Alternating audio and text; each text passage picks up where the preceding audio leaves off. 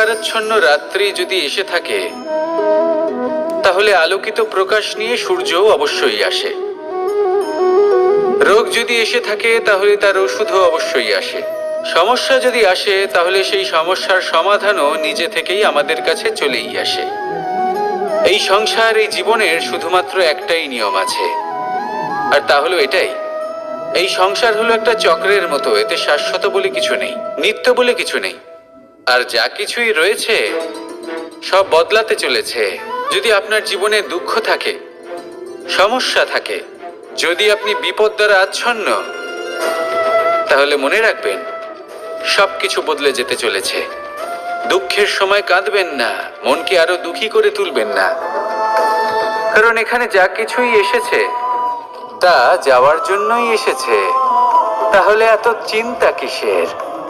আনন্দ সহকারে জীবন যাপন করুন, আর আমার সাথে ভালোবেসে বলুন, রাধা রাধা। যদি কোনো সিংহ বানরের মতো গাছে চড়তে চেষ্টা করে, তাহলে কি হবে? একটা মাছ যদি মাটিতে হাঁটতে চেষ্টা করে, তাহলে কি হবে? তারা বিফলই হবে। কিন্তু এরকম কেন হয়? তার কারণ হলো প্রকৃতির রচনা কিছুটা এরকম। এখানে প্রত্যেকটি ব্যক্তিকে, প্রত্যেকটি প্রাণীকে আলাদা আলাদা গুণের অধিকারী করা হয়েছে, এবং সকলকে একটা সীমাও প্রদান করা হয়েছে। এবার এই যে বৃক্ষ, পশু, পাখি, এদের মধ্যে সেই ক্ষমতাই নেই যে এরা নিজেদের যাচাই করতে পারবে, নিজেদের সীমাগুলো বুঝতে পারবে, নিজেদের সদ্গুণগুলো চিনতে পারবে। এরা সেটা করতে পারবে না। কিন্তু মানুষ তো আলাদা। মানুষের কাছে সেই বিশেষ শক্তি আছে যে তারা পূর্ণরূপে নিজেদের যাচাই করতে পারবে, নিজেকে পূর্ণরূপে বুঝতে পারবে, নিজের দোষ, নিজের অপগুণ, নিজের সদ্গুণ, নিজেদের সীমাগুলো তারা বুঝতে পারবে। আর এটা অত্যন্ত গুরুত্বপূর্ণ। কথায় আছে যে যদি সাফল্য লাভ করতে হয়, তাহলে নিজেকে যাচাই করে নিতে হবে। তাই নিজেকে যাচাই করুন, নিজের সাথে পরিচিত হয়ে যান, এবং জীবনে কর্ম করতে থাকুন। সাফল্যের শিখরে অবশ্যই পৌঁছে যাবেন। আর ওখানে যদি যান, তাহলে এই মন প্রসন্ন হয়ে অবশ্যই বলবে, রাধা রাধা। বনের মধ্যে যদি আপনি কোনো বিষাক্ত সাপ দেখেন, তাহলে কি করবেন? আপনি তখনই তার থেকে দূরে পালাতে চেষ্টা করবেন। আর এটা কেন করবেন? নিজের রক্ষার্থে। এই কথা আমি নয় মেনে নিলাম, কিন্তু নিজের জীবনে এটা করেন না কেন? আপনি যেখানেই যান, যে স্থানেই যান না কেন, প্রত্যেক সময়, প্রত্যেক মুহূর্তে এমন বিষাক্ত সাপ আপনি অবশ্যই খুঁজে পাবেন। আর সেই সাপ নয় যাদের আপনি বনে খুঁজে পাবেন। এরা হলো সেই সাপ যা আপনাকে পাপ করতে বাধ্য করবে। আপনার অন্তরের বাসনা, ক্রোধ, অহংকার, লোভ, ঈর্ষা, এদের বৃদ্ধি ঘটাবে। দেখুন, বনের এই সাপ আপনাকে একবার ছেড়ে দিতেও পারে, ছোবল নাও মারতে পারে, কিন্তু এই যে পাপরূপী সাপ আছে, তা অবশ্যই ছোবল মারবে। কর্ম যদি করেন, তাহলে অবশ্যই ফল পাবেন। সেই জন্য যখনই কোথাও যাবেন, যদি এমন কাউকে দেখেন, যদি এমন কিছু দেখেন যে আপনাকে পাপ করতে বাধ্য করছে, তাহলে সেই মুহূর্তে সেখান থেকে পালিয়ে যান। যেমন বনের সাপ দেখে আপনি পালাতে থাকেন। সৎকর্মের রক্ষা অত্যন্ত আবশ্যক। আসুন আর আমার সাথে ভালোবেসে বলুন, রাধা রাধা।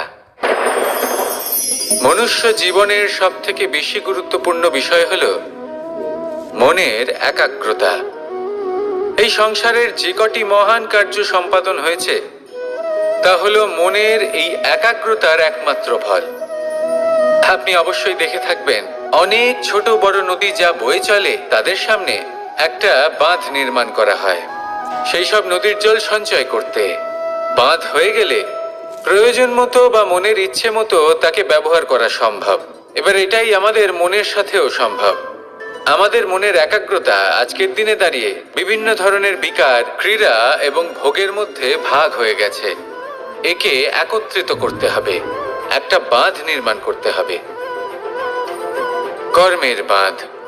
আপনাকে শুধু এটাই করতে হবে, যেটা উচিত কর্ম সেটাই করুন, যেটা অনুচিত কর্ম সেটা করা থেকে নিজেকে বিরত রাখুন। ব্যাস। এই কাজটাই আপনি করতে থাকুন, মনের মধ্যে একাগ্রতার বাঁধ নির্মাণ করুন। আর একবার যদি তা নির্মাণ হয়ে যায়, তাহলে যখন চাইবেন, যেখানে চাইবেন, যতটা চাইবেন, একাগ্রতা প্রয়োগ করতে পারবেন।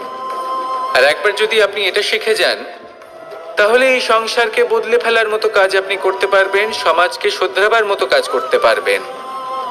তাহলে এই মনকে একাগ্র করুন আর আমার সাথে ভালোবেসে বলুন, রাধা রাধা। আমরা সবাই ফল খাই, কিন্তু আমাদের সেই ফলই প্রিয় হয় যে পরিপক্ক হয়ে ওঠে, যেটা নম্র হয়, আর যে ফল অনেক বেশি মিষ্টি আর সুস্বাদু হয়ে থাকে, যাদের রঙে বাহার দেখা যায়। সেইভাবে জীবনে আমরা নানান মানুষের সাথে পরিচিত হই, কিন্তু সেই মানুষই আমাদের মন ছুঁয়ে যায় যারা বিনম্র স্বভাবের, যাদের বাণী খুব মধুর, যাদের অন্তরে আত্মবিশ্বাসের একটা তেজ, একটা রং দেখা যায়। এবার এমন ব্যক্তি আমরা কি করে হব? ঠিক সেইভাবেই যেমন একটা ফল রোদ, বর্ষা, শীত, বায়ু এই সকল সংকটময় পরিস্থিতির সম্মুখীন হয়ে পরিপক্ক হয়ে ওঠে, সেইভাবেই মানুষ সংকটময় পরিস্থিতির সম্মুখীন হয়ে পরিপক্ক হয়ে ওঠেন। যদি এই সংকটের সম্মুখীন হন, তাহলে অভিজ্ঞ হবেন, আর এই অভিজ্ঞতাই শিক্ষা দিয়ে যাবে।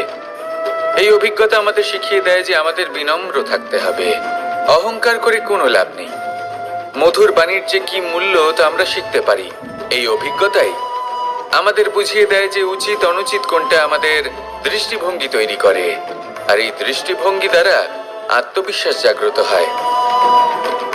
সেই জন্য জীবনে কখনো বিপদ থেকে দূরে পালাবেন না, সেগুলোর সম্মুখীন হন, অভিজ্ঞতা লাভ করুন, তার থেকে শিক্ষা লাভ করুন, এইভাবেই পরিপক্ক হবেন।